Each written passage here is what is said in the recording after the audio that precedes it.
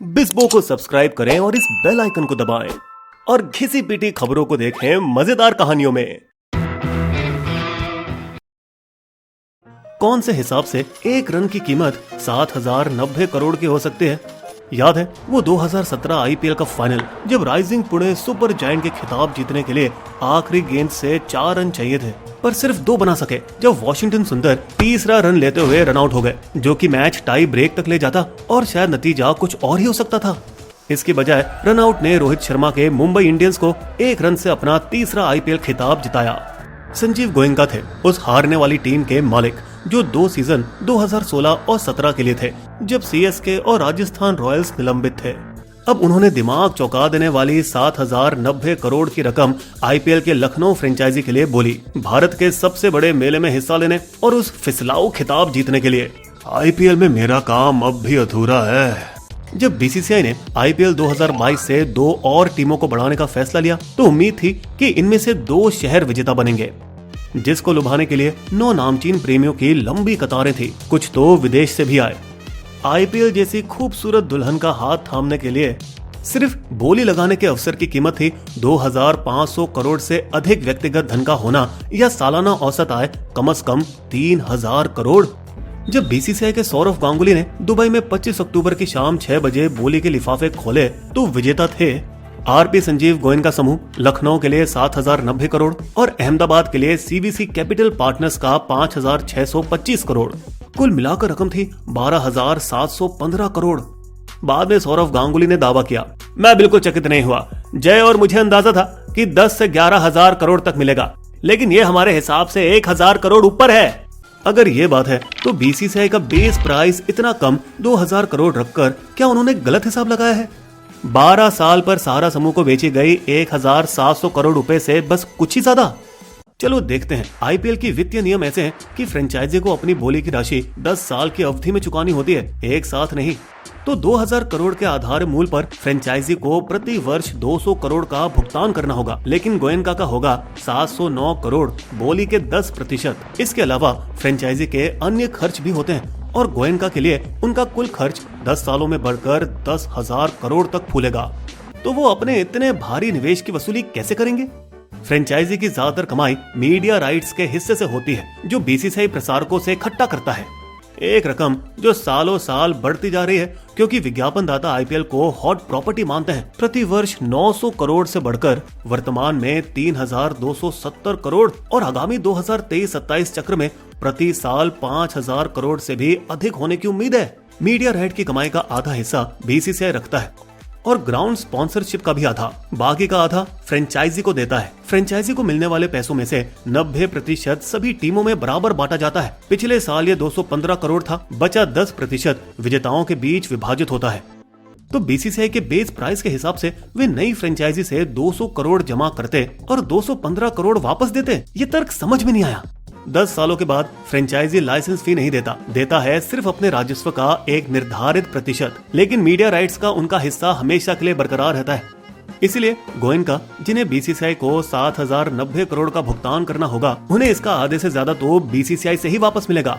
BCCI का अपना अनुमान है कि टीमें अगले 10 सालों में मीडिया राइट्स द्वारा 4,000 करोड़ कमाएंगी, शायद और भी ज्यादा, क्योंकि ये अनुसंधान 8 टीमों और 60 मैचों पर आधारित था। 2 और टीमों के साथ मैच बढ़कर 74 हो जाएगी, जिससे मीडिया राइट्स के राजस्व आय में और बढ़ोतरी होगी। लीग की क्षमता देखते हुए बीसीसीआई ने केपीएमजी को अपना सलाहकार नियुक्त किया। आईपीएल मीडिया राइट्स के लिए पारदर्शी तरीके से ज्यादा हासिल करने के लिए हम 35 से 40,000 करोड़ जुटा सकेंगे। चलिए देखते हैं फ्रेंचाइजी और कहां से कमाई कर सकती है। गेट राजस्व ले लो। 1,12,650 दर्शकों की क्षमता वाला अहमदाबाद का नरेंद्र मोदी स्टेडियम हर सीजन 25 करोड़ का गेट रेवेन्यू कमा सकता है। एक ऐसा शहर जिसमें सीवीसी कैपिटल पार्टनर ने बोली लगाई और जीती भी ठीक इसी बात को मद्देनजर रखते हुए। जबकि गोयनका का आईपीएल और बिजनेस की जगह लखनऊ का इकाना क्रिकेट स्टेडियम में 50,000 दर्शक बैठ सकते हैं, जिससे उन्हें सालाना 15 करोड़ रुपए मिलेंगे। क्या आपने कभी किसी आईपीएल खिलाड़ी के कपड़ों पर छपे लोगों को गिनने की कोशिश की? उदाहरण के तौर पर सीएसके ने कम से कम 18 ब्रांडों के साथ करार किया है, जिनमें से 10 के नाम उनके कपड़ों पर नजर आते हैं। जर्सी पर 6, पतलून पर 2 और टोपी पर 2 और। अब इसमें जोड़िए मर्चेंडाइजिंग और लाइसेंसिंग, F&B और इवेंट, तो प्रति साल करीबन 100 करोड़ और जमाओ किसी नई फ्रेंचाइजी के लिए भी जिसका फैन बेस अभी बना ही नहीं। इन सब से 1000 करोड़ और मीडिया राइट से 4 से 5000 करोड़ के साथ गोयनका को अपना अधिकांश पैसा 10 सालों में ही मिल जाएगा, ज्यादा से ज्यादा 12 साल, और उसके बाद सब जाम।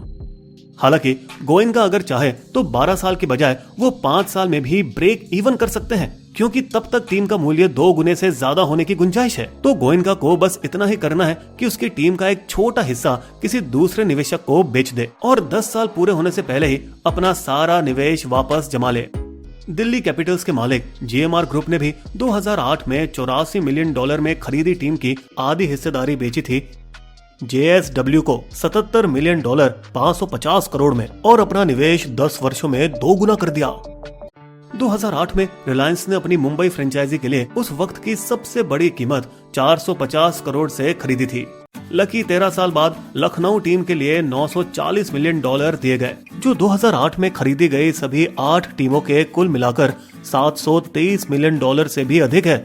उस समय इंडियन प्रीमियर लीग एक नया विचार था और इसमें निवेश करना विश्वास पर छलांग लगाने के बराबर था। आज इसका मूल्य लगभग 47,500 करोड़ है। अब ये सिर्फ एक भारतीय बिजनेस नहीं रहा, बल्कि एक अंतर्राष्ट्रीय निवेश का मौका बन रहा है। यूएस का ग्लेजर परिवार, मैनचेस्टर यूनाइटेड और NFL टीम टेम्पा बे बकनियर्स के मालिक इस नीलामी में बोली लगाने वालों में से एक थे।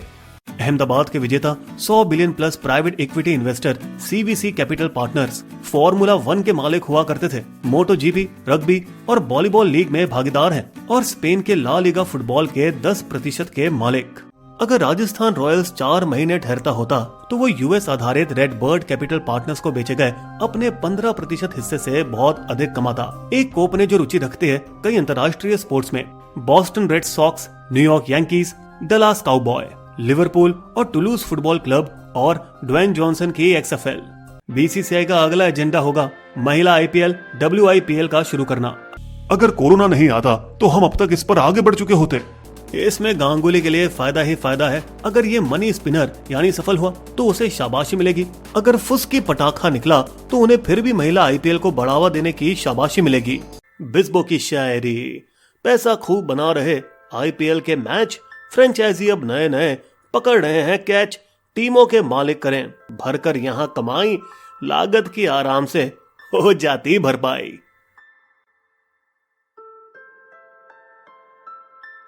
अगर आपको हमारी वीडियो पसंद आई तो सब्सक्राइब करें हमारे YouTube चैनल को और पेज पर बने बेल आइकन को क्लिक जरूर कीजिएगा ताकि आपको हमारे लेटेस्ट वीडियो की जानकारी आसानी से मिल सके।